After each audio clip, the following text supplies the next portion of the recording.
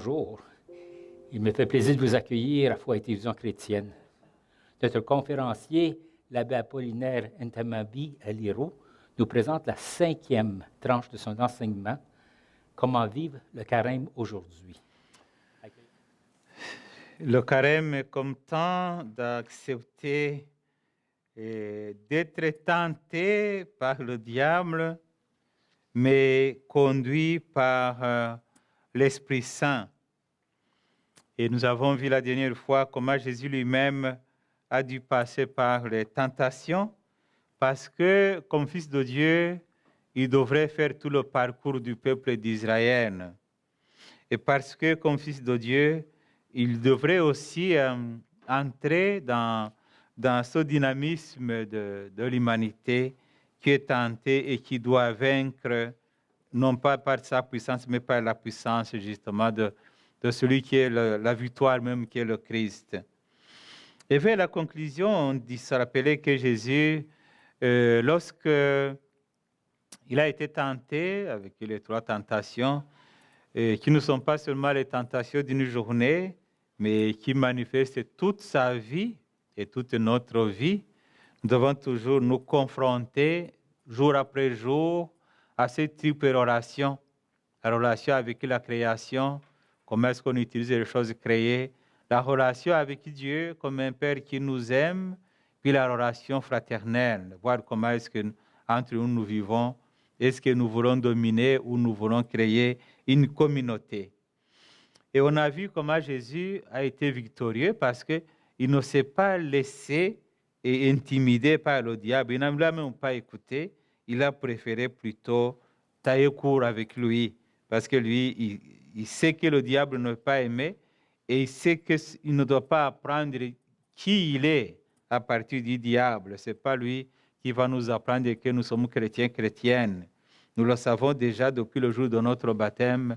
Et nous savons combien le Seigneur, Dieu nous aime et qu'il veut toujours notre bien.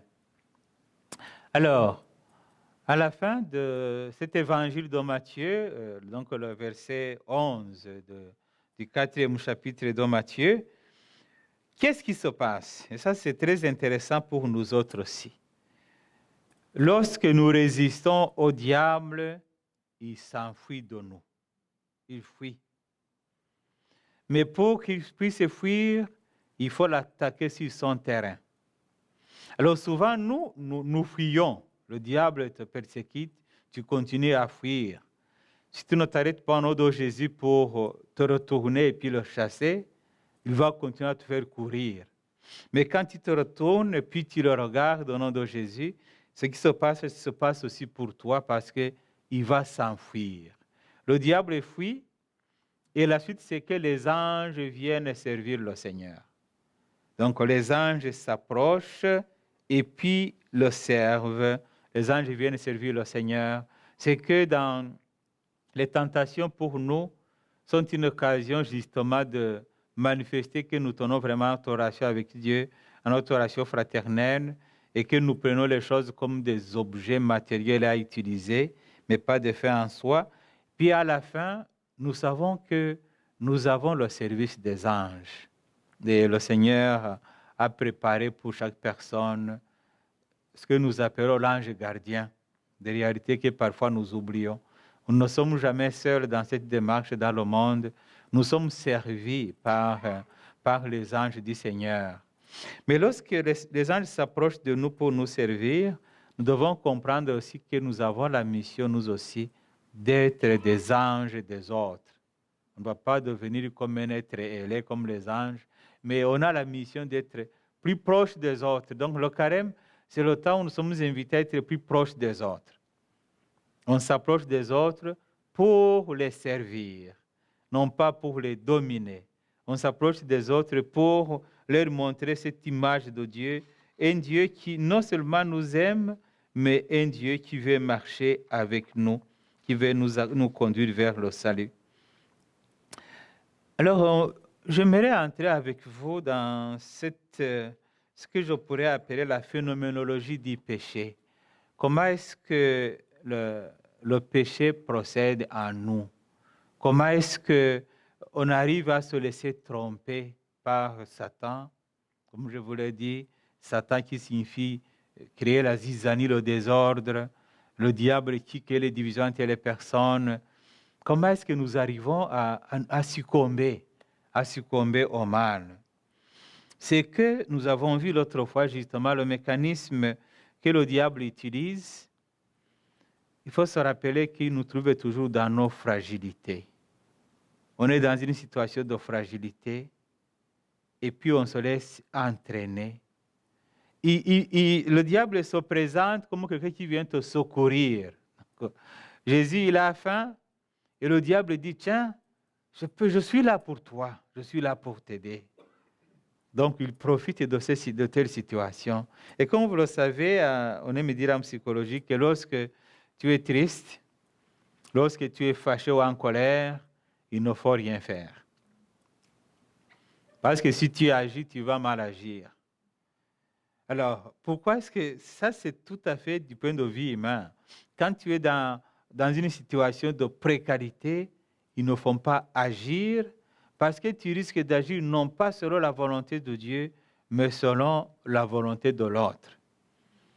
Et ça, lorsque tu vois que tu es dans une telle situation, il faut d'abord apprendre à te calmer. Apprendre à te calmer. Est-ce que je dois manger tout ce qui se présente à moi?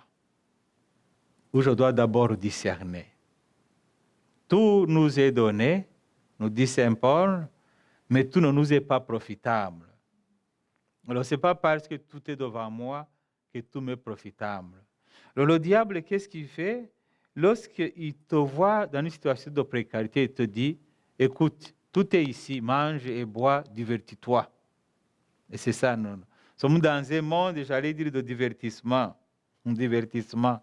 Et puis, on essaie de tout faire pour t'empêcher de penser à toi-même. Alors, le carême pour nous aujourd'hui, c'est se dire non. Tout m'est donné, mais tout ne m'est pas profitable. Alors, comment est-ce que je peux chercher toujours ce qui est profitable? C'est à travers le discernement. Vous savez, le Seigneur nous le dit, je mets devant toi la vie et la mort, le feu et l'eau. À toi de choisir. La foi chrétienne, c'est un choix personnel. Donc, tu es amené à choisir toi-même pour pouvoir vaincre cette tentation du diable, ou du démon, ou de notre nature déchue qui nous entraîne vers le tout manger. Tout manger, tout prendre, pour pouvoir nous oublier nous-mêmes et puis oublier Dieu. Et voyez-vous que c'est une véritable tentation dans le monde où nous sommes. Parce que parler de pénitence, parler de jeûne, parfois ça devient difficile parce qu'on se dit non, ça c'est une affaire médiévale. Et le diable sait comment entrer dans tout cela pour pouvoir nous conduire où il veut. Donc, je disais qu'il profite de notre moment de fragilité pour passer à travers son mensonge. Et Jésus le définit. Jésus définit le diable d'une façon vraiment claire. Là. Et ça, c'est Jésus qui nous parle. Il ne faut jamais oublier que le diable est un menteur. Dans l'évangile de Jean au chapitre 8.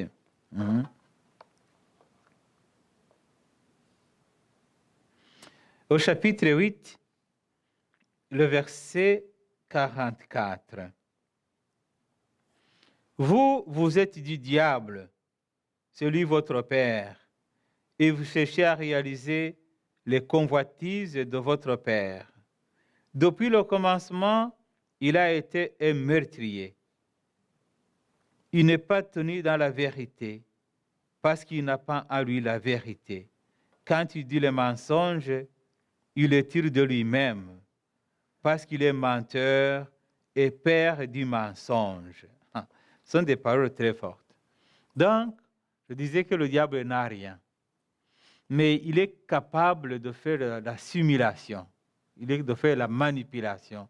Et nous sommes dans un monde où tout est manipulé. Où tout est manipulé. Parfois, on se dit que le diable est en tout. Où tout est manipulé, même ce que nous achetons sur les marchés, même les vaccins, tout ça. il y a toujours comme une sorte de manipulation derrière. On se dit, mais est-ce qu'il n'est pas quelque part le diable est dans tout cela? Alors, ce qui se demande aux chrétiens, à nous autres, toujours d'utiliser le discernement pour pouvoir aller contre justement les pièges du diable. Donc, il parle des mensonges. Vous allez voir que dans notre vie, là où on a toujours succombé, c'est que la suite du mensonge diabolique, c'est que nous avons douté de la puissance de Dieu. On a douté de sa présence. On a douté de son action. Et puis, on a voulu faire comme les enfants. Donc, parfois, les enfants, les parents leur disent, écoute, les amis, ne faites pas ça, ça, ça. Puis, ils vont se cacher pour faire juste ce que tu les as dit de ne pas faire. Parce qu'on veut prouver. Pourquoi est-ce qu'il me demande de ne pas faire ça? La tentation, c'est ça. C'est qu'au fond, à un certain moment, tu te laisses aller. Vous allez voir que dans la Bible, toutes les fois que les personnes ont écouté le diable, ils ont fini par succomber. Le chapitre 4 du livre de la Genèse, le péché de Caïn qui va tuer son frère Abel, c'est la même démarche. Dieu va même lui dire, mais pourquoi est-ce que tu boudes? Et il n'ouvre pas la face pour regarder Dieu. Il préfère continuer à bouder parce qu'il a programmé d'aller tuer son frère. Donc, il ne veut pas écouter la volonté de Dieu. Il veut écouter ce qu'il pense lui-même. Et ça va conduire où? Ça va conduire à l'augmentation du péché. À l'augmentation du péché. Il y a un chapitre qui est quand même triste, mais qui fait partie de la parole de Dieu. C'est la fin du chapitre 4. Là, on parle des descendants de Seth, donc un des fils de Caïn et Abel. Mais plus loin, au chapitre 5, on parle d'un certain Lamech. Lamech, il est comme l'arrière-petit-fils de Caïn. Donc, le péché va augmenter jusqu'à ce que Lamech a été le premier homme à avoir 2 femmes. Donc, Dieu a créé un homme et a créé une femme, Adam et Ève. Mais à cause de la progression du péché et de l'égoïsme, l'homme arrive à dire, moi je vais avoir 2 femmes. Alors il choisit justement de prendre 2 femmes. Et il ne s'arrête pas là. Il va même jurer vengeance. Il va même jurer vengeance. Il va dire que son père a été vengé cette fois. Donc, voyez-vous, comment est-ce que chaque péché et chaque désobéissance apporte toujours une certaine déchéance de l'humanité. Et chaque désobéissance humaine ne s'arrête pas seulement à la personne qui désobéit. Ça a des conséquences au niveau même de toute la nature humaine et même au niveau de la création. La destruction de la création aujourd'hui, ça fait partie justement de parce qu'on désobéit à la volonté de Dieu. On veut travailler selon nous-mêmes, selon ce que nous imaginons de réaliser. Alors, le péché ou le menteur qui procède par des mensonges, et puis à un certain moment, on lui obéit, et puis après, quand tu as obéi à ce qu'il veut, tu t'éloignes de Dieu, et puis il va passer derrière pour te dire, Dieu ne peut pas te pardonner. Donc, parce qu'il veut que tu sois toujours dans ses veines. Donc, il dit, Dieu, toi, ce que tu as fait là, même Dieu ne peut pas te pardonner. La suite, c'est quoi? C'est qu'on va se cacher même de Dieu. On veut se cacher même de Dieu. Nous avons des personnes qui ont commis des crimes ou qui ont fait tellement de mauvaises choses qu'à un certain moment, il dit, Dieu ne peut pas me pardonner, je préfère ne plus aller à la messe, je préfère ne plus m'approcher de Dieu parce que je sais que Dieu ne peut pas me pardonner. Il oublie la puissance de la miséricorde de Dieu. Et parfois, vous allez voir qu'il y a des personnes qui se disent, non, l'Église, moi, tout ça, tout ça. Mais quand vous entrez en conversation avec la personne de façon profonde, tu découvres qu'au fond, quelque part, il a bloqué lui-même la relation avec Dieu. Mais il faut trouver des alibis. Moi, tout ce qu'on dit dans l'église, là, les prêtres, tout ça, moi, je ne peux pas y aller. Mais tu y vas attentivement, tu découvres, à 18 ans, il a fait des avortements. Il a fait entrer la mort en elle-même. Et puis tu continues de découvrir qu'à un certain moment, il a fait de mauvaises choses, il a eu des alliances avec les satanistes, avec la franc-maçonnerie, avec ceci, cela. C'est ça, en fait, tu as un problème personnel avec Dieu, mais il faut trouver des coupables. Il faut trouver des coupables. Et si tu cherches des coupables, tu vas toujours les avoir. Parce que le monde n'est pas parfait. Nous ne sommes pas parfaits non plus. Alors, c'est-à-dire que qui cherche le mal va toujours le trouver. Qui cherche le bien, il finira par trouver le bien. Parce que le bien n'est pas en dehors de nous, le bien est en nous. En fait, tu te découvres dans le bien quand tu fais bien. Je pense que vous savez la blague des moines. Il y avait un moine qui était dans le désert, dans la prière, là, dans le sable, pas bien habillé parce que c'était sa vie. Et puis là, il louait Dieu. Alors passe un prince avec toute sa cohorte. Puis là, il demande à ses gardes de frapper ce petit pour qu'ils permettent au prince de passer. Évidemment, on chasse le moine avec brutalité. Puis là, le moine dit, mon Dieu, pardonne-moi.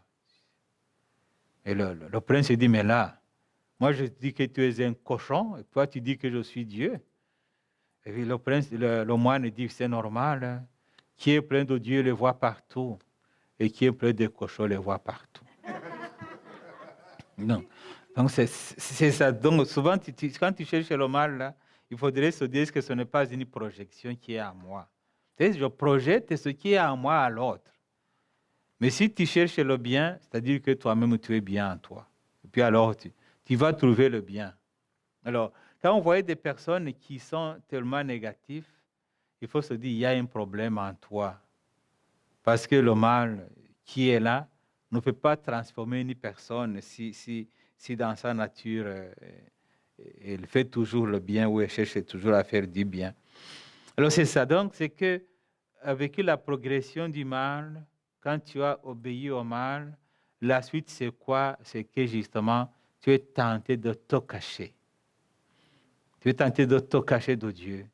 Et nous voyons justement Adam et Ève, mais nous voyons plus loin tous ceux qui ont désobéi au Seigneur, la tendance de dire, le Seigneur me voit, je vais me cacher. Tu te caches parce que tu t'es découvert nu. Tu as découvert tes fragilités.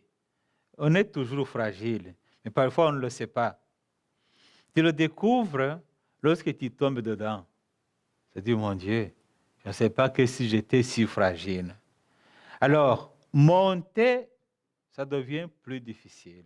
Comme je vous le dis autrefois, c'est que Dieu a utilisé seulement une seule nuit pour libérer son peuple de l'esclavage d'Égypte. Mais ça a pris 40 ans pour que ce peuple sorte de leur tête l'esclavagisme, parce qu'ils sont restés toujours comme plus ou moins accrochés à l'esclavagisme. Il est plus facile de tomber et plus difficile de se relever pour continuer. Alors ça demande une force spéciale qui vient de Dieu pour nous faire monter cette pente-là. Alors, on se cache de Dieu. Et lorsqu'on se cache de Dieu, on ne sait plus reconnaître le visage de l'autre. Parce qu'en fait, le visage de l'autre, on le voit à travers comment Dieu le voit. Alors, si j'ai perdu le sens de Dieu, si je suis loin de Dieu, l'autre aussi n'a plus de visage. C'est pour cela que les gens vont transformer les autres en objets ou en choses. Parce qu'eux-mêmes sont devenus comme des choses. Se sont cachés de Dieu. Jésus le dit, si le monde arrive à vous haïr, sachez qu'il m'a haï le premier. Alors, quelqu'un qui a haï Dieu dans son cœur ne peut pas aimer son frère ou sa sœur. C'est-à-dire que sa vie est déjà transformé comme le de Dieu. Alors, mais heureusement, notre Dieu, il nous cherche. Notre Dieu nous cherche. Et le résumé de comment Dieu nous cherche se trouve dans l'évangile de Jean, au chapitre 3e. Ça, c'est le premier verset que j'ai mémorisé quand j'étais jeune. Ça, je ne peux pas l'oublier. Jean chapitre 3, le verset 16. Car Dieu a tellement aimé le monde qu'il a donné son Fils unique, afin que quiconque croit à lui ne se perde pas, mais obtienne la vie éternelle.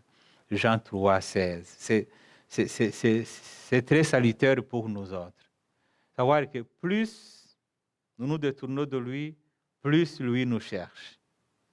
Plus on se cache, plus il vient à notre secours. Et quand vous lisez l'évangile de Luc au chapitre 15, les 10 premiers versets, vous découvrez comment ce Dieu est le bon berger, comment il peut même laisser les autres pour venir te chercher. Alors, une personne qui est dans l'engrenage du diable ne le découvre pas, parce que le diable te dit, tu as commis des choses terribles, alors là, Dieu ne peut pas te pardonner, alors c'est mieux d'aller loin de lui. Non, le Seigneur te dit, son Fils Jésus qui est mort sur la croix, là, il a tout acheté. En commençant par nos erreurs, en commençant par nos péchés, il a tout acheté. Alors le carême, c'est découvrir ce Dieu tellement amour, tellement aimant, qu'il ne sait même pas voir nos torts. Pourquoi est-ce que Dieu est capable de cela? C'est parce que lui, il sait distinguer la personne humaine du péché. Il condamne le péché, il ne condamne jamais la personne. Notre tort à nous autres, c'est que nous condamnons la personne. Et souvent sans condamner même le péché. Et c'est ça la grande différence. Dieu voit le péché comme quelque chose qui défigure l'image de la personne humaine créée à l'image, à la ressemblance de Dieu. Mais nous autres, nous arrivons à associer la personne à son péché, même à le devenir égal de son péché. Alors c'est pour cela justement qu'on peut condamner une personne, mais en condamnant la personne, tu te condamnes toi-même aussi, parce que tu veux faire comprendre que la personne est égale au péché qu'il a commis. Non, le Seigneur nous fait comprendre que peu importe ce que tu peux faire, tu restes toujours à son image, à sa ressemblance. Et puis il vient te chercher alors parce qu'il sait qu'il y a cet accident qui va être effacé en toi pour que ça garde l'image vraie. Alors voilà pourquoi lui il ne se fatigue pas. Voilà pourquoi lui il continue à nous chercher. Et puis il nous demande, nous aussi, c'est ça en fait notre carême, c'est d'avoir un cœur de Dieu, d'avoir un cœur capable d'aller chercher les autres. D'abord de se sentir aimé par Dieu, se sentir apprécié par Dieu, se sentir comme unique dans ce monde de Dieu. Une fois que tu te sens comme cela, alors tu as la mission d'aller apporter au monde cette bonté de Dieu, cette beauté de Dieu, en commençant par justement l'apprentissage du pardon. Donc, regardez l'autre. Voyez-vous, Jésus, Dieu est tellement amour que sur la croix, Jésus va dire, Père, pardonne-leur, ils ne savent pas ce qu'ils font. Pardonne-leur. Il y a ce qu'ils font, mais ils sont quand même toujours tes enfants. C'est très fort.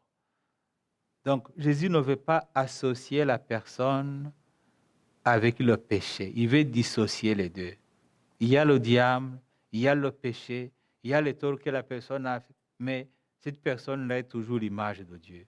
Et c'est pour cela que lui, lorsque nous prenons le temps du carême, c'est pour se dire maintenant, je vais reconnaître cette image d'un Père qui m'aime, pour devenir moi aussi le ministre, comme dira Saint Paul, les ambassadeurs de cet amour de Dieu, les ambassadeurs de cette présence divine à nous. Alors, lorsque nous réussissons à comprendre l'amour de Dieu, rien ne pourra nous séparer de cet amour de Dieu. C'est encore une fois l'apôtre Saint Paul qui nous le dit dans son épître aux Romains au chapitre 8. Rien, c'est la personne qui le dit là, c'est quelqu'un qui a été loin. Parce que si on peut parler de criminels, Saint Paul peut être associé à un groupe de criminels. Parce qu'il allait partout pour persécuter les chrétiens. Mais il a compris l'amour de Dieu lorsque Jésus lui a dit, c'est moi que tu persécutes. Là, il a dit, mais il me découvre, mais il ne me condamne pas. Qu'est-ce que je dois faire maintenant? Ok, va chez Ananie, laisse-toi baptiser. Jésus ne dit pas alors va en prison. Non. Il sait que le salut est dans le baptême. Alors, va chez Ananie, il va te dire qu'est-ce que tu vas faire. Il le baptise, il fait 3 nuits, 3 jours sans rien voir, sans manger, parce qu'il faut que le vieil homme meure dans la vie de Paul pour qu'il puisse recevoir la nouvelle vie. Et c'est ce qui arrive justement, c'est que lorsqu'il nous dit rien ne pourra nous séparer de l'amour de Dieu, il sait ce qu'il dit. Il parle d'une expérience personnelle alors qu'il nous donne. Il dit, moi-même, j'ai été loin, mais je sais d'où est-ce que Jésus m'a pris et comment est-ce qu'il m'a conduit jusqu'à ce que je suis aujourd'hui. Et là, il nous dit concrètement que nous aussi, si nous avons confiance en Dieu, rien, pas même la mort, ne pourra nous séparer de cet amour de Dieu. Alors, une fois qu'on sait qu'on est aimé par Dieu, on ne désespère pas. On sait qu'on peut tomber, on sait que le péché peut faire son parcours en nous, mais on ne peut pas être esclave de nos échecs, on ne peut pas être esclave de notre passé, on ne peut pas être esclave de son histoire, parce qu'on sait que Dieu me voit aujourd'hui comme je suis aujourd'hui. Mais si je décide de changer, il va me voir justement comme c'est une nouvelle créature qui a accepté son amour, qui a accepté son intimité. Dieu me voit aujourd'hui parce qu'il m'invite à poser quelques gestes pour que je puisse conserver cette vie divine qu'il me donne.